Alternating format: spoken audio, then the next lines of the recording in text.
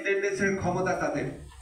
বাংলাদেশের সংবিধানে উচ্চ আদালতের বিচারকদের, হাইকোর্টের বিচারকদের প্রচণ্ডভাবে ক্ষমতাশালী করা হয়েছে। এই প্রতিষ্ঠানটা যদি নষ্ট করা যায় তাহলে বাংলাদেশের যে কোনো রিপ্রেসিভ গভর্নমেন্ট এসে সকল ধরনের মানবাধিকার দলন করার একটা অবাধ একটা সুযোগ পেয়ে যায়। এবং এক্স্যাক্টলি এই কাজটাই গত 15 বছর করা হয়েছে।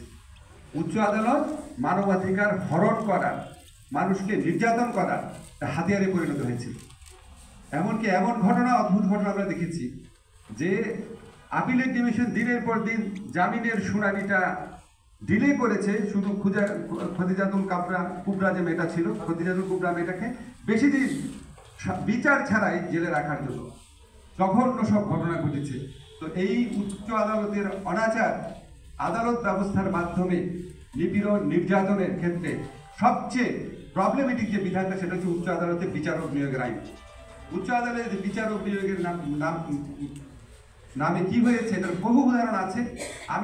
আমি লয়ের টিচার ঢাকা রেসিতে, আমি এখানে 33-34 বছর পড়িয়েছি, বোরান ভাইও আছে, he could bear me out. এখানে কি কি ঘটনা ঘটেছে শোনেন। আমাদের উচ্চ আদালতে এমন বিচারক নিয়োগ পেয়েছে যে নিম্ন আদালতে জাজ হওয়ার পরীক্ষায় ফেল করেছিল, আমাদের ছাত্রদের মধ্যে আছে। আমাদের উচ্চ আদালতে এমন বিচারক আছে যে ইউনিভার্সিটি ভর্তি পরীক্ষা দিয়ে ফেল করেছিল, ইউনিভার্সিটি ভর্তি হতে পারে না, ল কলেজ থেকে পাশ করেছে। এমন বিচারক আছে যারা কোনোদিন কোর্টে প্র্যাকটিস করে নাই, এনলিস্টেড হয়েছে লয়ার হিসেবে, প্র্যাকটিস করে নাই। ভয়াবহ সব ঘটনা ঘটে গেছে। এবং আমি আমাদের যখন আইন সমিতির প্রোগ্রাম হতো, আমি আমার ছাত্র জীবনে যেই সমস্ত ছাত্রকে সবচেয়ে ফাঁকিবাজ, সবচেয়ে নিম্ন মরালিটির, সবচেয়ে অমনোযোগী, সবচেয়ে পলিটিক্যালি বায়াস যাদেরকে দেখতাম, তাদের কাউকে আমি হতবাক হয়ে দেখতাম। তারা বলে, স্যার আমি তো জাজ। আমি খুবই বিস্মিত হলাম, তুমি জাজ? জি স্যার, হাইকোর্টের জাজ। এবং আমি এত অবাক হয়ে তাকাতাম, তারা এই দৃষ্টি সহ্য করতে না বলে সরে যেত। এই ধরনের নিয়োগ হয়েছে। এই জায়গাটা আমাদেরকে অ্যাড্রেস করতেই হবে, করতেই হবে। আমাদের কনস্টিটিউশনাল স্কিম নিয়ে আজকে শামীম হাসান ভাই যেটা বলেছে, যে আপনার পদ এটা আছে, অন্যান্য যোগ্যতা, এটার মধ্যে একটু প্রবলেম আছে। এটা হচ্ছে অন্য প্রফেশনের মানুষকে আনার কথা বলেছে নাকি অ্যাডিশনাল যোগ্যতা কথা বলেছে, এটা সন্দেহ আছে। বাট আমরা যখন সবার নিয়ত যখন আমাদের ঠিক থাকে, এখানে আপনারা অনেক ধরনের কথা বলেছেন, প্রত্যেকে একটা কথা আমরা অভিন্নভাবে বলেছি যে উচ্চ আদালতে নিয়োগ ভালো হতে হবে।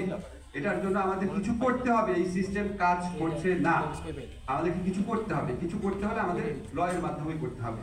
এখন এটা কতটা সংবিধান সম্মতভাবে করা যায়, আরো কত এফিসিয়েন্ট করা যায়, এটার জন্য আপনারা সাজেশন দিয়েছেন। আমাদের মূল লক্ষ্যের প্রশ্নে আপনারা কেউই দ্বিমত পোষণ করি নাই। উচ্চ আদালতে there should be more qualified, more honest and more dedicated জাজেস, appointment of জাজেস। এটা নিয়ে আমাদের কোনো দ্বিমত হয় নাই। তা আমরা এই আইনটা শুরু করলাম একটা প্রক্রিয়া। এখানে ভুল ত্রুটি আছে, আপনারা যে সমস্ত কথা বলেছেন অধিকাংশ মতামত অবশ্যই আমরা বিবেচনায় নিব। আমরা একটা ফাইনাল ড্রাফট করব। কনস্টিটিউশনাল যে আপনার কোনো কনফ্লিক্ট আছে কিনা আমাদেরকে রিসার্চ করেছে মারুফ, সে খুব কনফিডেন্ট যে বোরান স্যার যে আদালতের রায়ের কথা বলেছেন সেটা একমত না। আদালতের রায়ের অনেক রকম ইন্টারপ্রিটেশন হতে পারে। আমরা দেখবো আমরা কিভাবে এটা রিজলভ করা যায়। অবশ্যই ওনার পরামর্শ আমরা নিব, আর যা যা পরামর্শ লাগে নিব। আমাদের সবার, আমরা এখানে যদি এই এতগুলা ছাত্র জীবন দিয়েছে, এত মানুষ পঙ্গু হয়েছে, এত মানুষ রাস্তায় নেমেছে, আমরা যদি কিছুই করতে না পারি, সংবিধানে এই আছে, এর আগে এই হয়েছে, এই হয়ে, তাহলে আমাদের তো আসলে কিছু করার নাই। আমরা যদি সংবিধান করে বসে থাকি, সংবিধানকে আপনার খুব কনস্ট্রাকটিভ ওয়েতে ইন্টারপ্রিটেশন তো করা যায়। সংবিধান বা আইন এটাকে ইচ্ছামতো, এটাকে বুদ্ধিমত্তার সাথে ইন্টারপ্রিটেশন করার জন্যই তো এই লয়ার প্রফেশন, ল এক্সপার্ট প্রফেশন, ল টিচার্স প্রফেশন। তা আমার ওই 54 বছর আগে একটা সংবিধান আমার সমস্ত সংস্কার ভাবনাকে থামিয়ে দেবে, এটা আমি মানতে রাজি না। Will do it. এর মধ্যে কতটা ইমপ্রুভ করা যায়, সংবিধান সম্মত করা যায়, সেটা আমরা দেখবো। আপনারা আরো কয়েকটা খুব ইম্পর্টেন্ট কথা বলেছেন, এটা নিয়ে আমরা সচেতন আছি।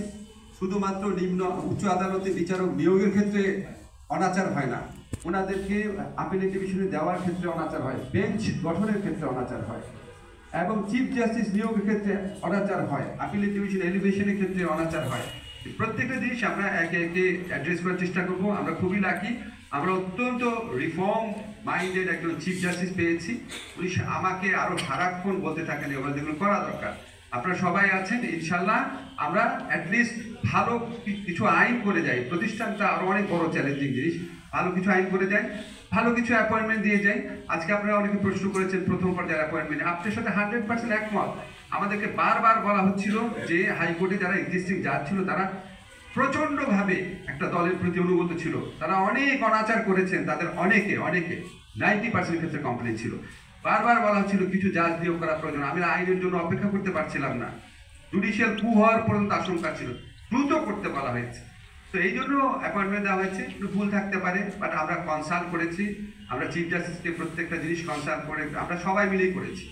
আমরা ওখানে যারা স্টেক হোল্ডার আছে সবাই মিলে করেছি, আমাদের অন্তত 3 জন উপদেষ্টা ইনভলভ ছিলেন, অ্যাটর্নি জেনারেল ইনভলভ ছিলেন, আমাদের চিফ জাস্টিসের অফিস ইনভলভ ছিলেন।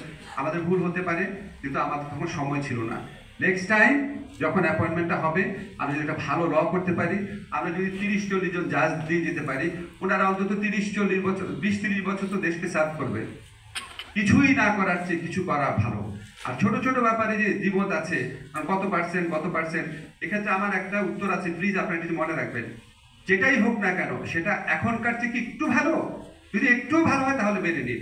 যেমন আপনি জাজদের ক্ষেত্রে আমরা যদি বলি যথোপযুক্ত প্রতিনিধিত্ব নিশ্চিত করবেন, কমিশন কাছে ছেড়ে দিই।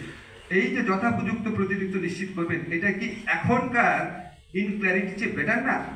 সেটা মনে রাখবেন। অনেক অসন্তোষ থাকবে, আমাদের অনেক অসন্তুষ্টি থাকবে, কিন্তু সবসময় একটা জিনিস মনে রাখবেন, আমি অনুরোধ করব যে বর্তমানে যে অবস্থা আছে তার থেকে আমরা একটুও বেটার করতে পেরেছি, সেটা করতে পারলে সেটা আমাদের অর্জন থাকবে।